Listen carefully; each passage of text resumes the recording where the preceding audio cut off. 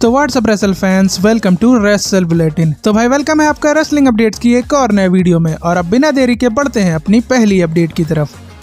सबसे पहली अपडेट जुड़ी है मंडे नाइट रॉ के फुल मैच कार्ड से, जिसे WWE ने अनाउंस कर दिया है, जिसमें ब्रॉन स्ट्रोमैन और ब्रॉन्सन रीड का लास्ट मॉन्स्टर स्टैंडिंग मैच होगा। कोफी किंगस्टन और चैट गेबल का मैच भी होगा। रे मिस्टीरियो और जेवियर वुड्स के बीच मैच देखने को मिलेगा, जिसके बाद हो सकता है कि न्यू डे के ब्रेकअप की आग और भी ज्यादा भड़क जाए। इसके अलावा न्यू इंटरकॉन्टिनेंटल चैंपियन जे उसो भी शो पर होने वाले हैं और LWO वर्सेस जजमेंट डे का 6 मैन टैग टीम मैच भी होगा। और इसके अलावा लायरा वल्कीरिया और जोए स्टार्क का मैच भी हम लोगों को देखने को मिलेगा। और फाइनली CM पंक और ड्रू मैकिंटायर आमने सामने आने वाले हैं बैड ब्लड के अपने मैच के पहले, जहां पर ब्रॉल होने के पूरे चांसेस हैं। तो ये मैच कार्ड देखकर ये तो कंफर्म कह सकते हैं कि इस बार की रॉ भी काफी ज्यादा कमाल की होने वाली है।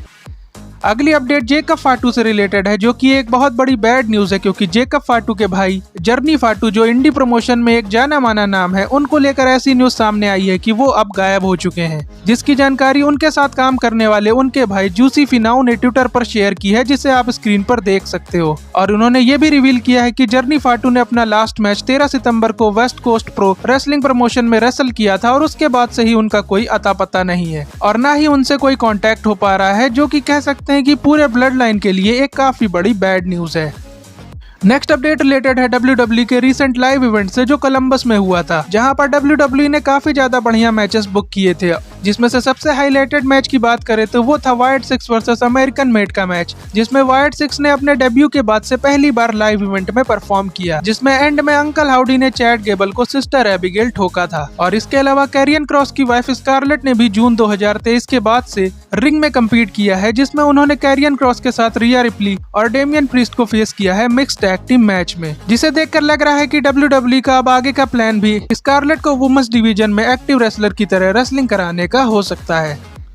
अगली अपडेट जुड़ी है WWE की फॉर्मर डीवा लैला से, जो अब WWE में अपना रिटर्न करना चाहती है। तो भाई जो पुराने WWE फैंस हैं वो जानते होंगे कि लैला 2006 से 2015 तक WWE में कम्पीट करती थी और उसके बाद उन्होंने रेसलिंग को लीव कर दिया था। बट अब एक इंटरव्यू में उन्होंने ये रिवील किया है कि वो इस बार के रॉयल रंबल मैच में अपना रिटर्न करना चाहती हैं। और अच्छी बात तो ये भी है कि WWE उनमें इंटरेस्टेड है, क्योंकि 2021 में WWE ने उन्हें रिटर्न करने के लिए इन्विटेशन भी दिया था, बट उस टाइम वो चीजें नहीं हो पाई थी। बट अब लैला खुद रिटर्न करने के लिए रेडी है और उन्होंने ये भी बताया है कि वो अंडरटेकर की वाइफ मिशेल मकूल के साथ अपनी पुरानी टैग टीम लैकूल को रीयूनियन भी करना चाहती हैं, जिसके बाद बहुत ज्यादा चांसेस हैं, या फिर कहो ये एक तरह से कंफर्म ही है कि वुमेन्स रॉयल रंबल में लैला का रिटर्न इस बार हम लोगों को जरूर देखने को मिलेगा, क्योंकि लैला WWE से काफी ज्यादा लॉयल रही हैं। और मिशेल मकूल के साथ टैग टीम रीयूनियन वाला आइडिया ट्रिपल एच को भी काफी ज्यादा पसंद आएगा, क्योंकि वो वुमेन्स टैग टीम डिवीजन को काफी इंटरेस्टिंग बना सकता है। तो ये एक सरप्राइज एंट्री तो कंफर्म ही समझो इस बार की वुमेन्स रॉयल रंबल मैच के लिए। नेक्स्ट अपडेट रिलेटेड है NXT के करता धरता शॉन माइकल्स से। तो गाइस, शॉन माइकल्स ने रिसेंटली इंटरव्यू में ये रिवील किया है कि अगला NXT का शो, जो कि CW नेटवर्क का पहला शो होने वाला है, वहां पर NXT की प्रेजेंटेशन में कई सारे मेजर चेंजेस हम लोगों को देखने को मिलेंगे, जैसे कि लाइटिंग, ग्राफिक्स और मे बी स्टेज को भी शॉन माइकल्स चेंज करने वाले हैं, जिससे नए नेटवर्क पर NXT की एक फ्रेश स्टार्ट होगी। और मेन रोस्टर से मिज, ऑस्टिन थ्योरी, ग्रेसन वॉलर और CM पंक भी शो पर आने वाले हैं। और इसके अलावा और भी सरप्राइजेस हम लोगों को शो पर देखने को मिल सकते हैं, जो कि बताता है कि NXT बड़े धमाकेदार एपिसोड से नए नेटवर्क पर अपना डेब्यू करने वाली है।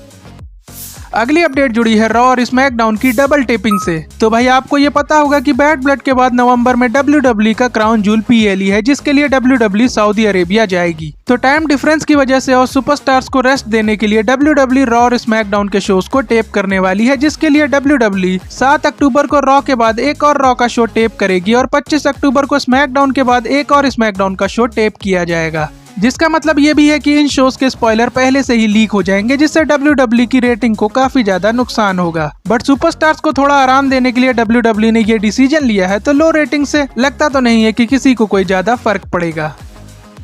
नेक्स्ट अपडेट रिलेटेड है टिफनी स्ट्रैटन और शार्लेट फ्लेयर के मैच से। तो गाइस, एक इंटरव्यू में जब टिफनी स्ट्रैटन से उनके ड्रीम अपोनेंट के बारे में पूछा गया, तो उन्होंने द क्वीन शार्लेट फ्लेयर को अपना ड्रीम अपोनेंट बताया है। और साथ में उन्होंने ये भी रिवील किया है कि शार्लेट ने ही उन्हें इंस्पायर किया है प्रो रेसलिंग में आने के लिए, जिसकी वजह से शार्लेट फ्लेयर के साथ मैच करना उनका ड्रीम है। और भाई शायद आपको याद होगा कि मैंने अपने पुराने वीडियो में आपसे ये अपडेट शेयर की थी कि WWE टिफनी स्ट्रैटन और शार्लेट फ्लेयर का मैच इस बार की रेसलमेनिया में करा सकती है। और अब तो टिफनी ने भी इंटरव्यू में इस मैच को टीज किया है, तो चांसेस और भी ज्यादा बढ़ गए हैं टिफनी स्ट्रैटन और शार्लेट फ्लेयर के मैच के, जो कि डेफिनेटली वुमेन्स डिवीजन का एक 5 स्टार मैच होने का दम रखता है। और WWE जरूर इस बार की रेसलमेनिया में ही इस मैच को कराना चाहेगी, क्योंकि बहुत ज्यादा चांसेस है कि टिफनी स्ट्रैटन रेसलमेनिया के पहले money in the bank cash in करके चैंपियन बन जाएंगी। और फिर शार्लेट का तो हम लोगों को पता ही है कि वो चैंपियनशिप के पीछे पड़ी रहती है, जिसकी वजह से रेसलमेनिया में इनका मैच होने के काफी ज्यादा चांसेस हैं।